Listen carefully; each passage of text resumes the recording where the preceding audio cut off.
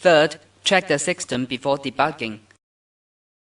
System checking mainly includes: first, check the installation environment. Second, check the appearance of units.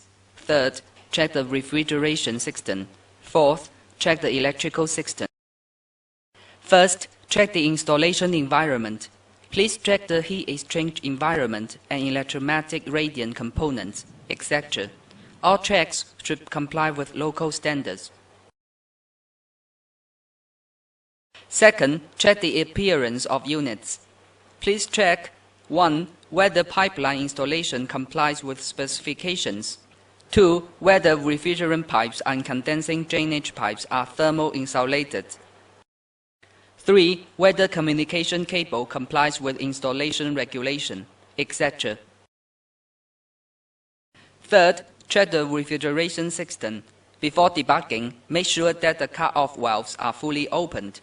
Check whether there is any oil leakage around the valve. Fourth, check the electrical system.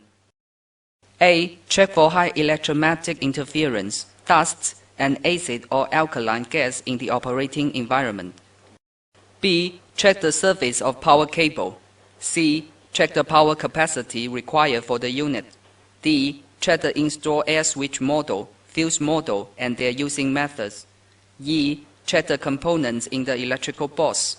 F. Check the input power and check power consistency.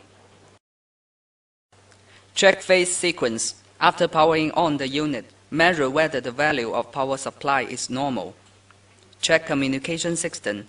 Before debugging, make sure the communication cable and power cable are connected correctly.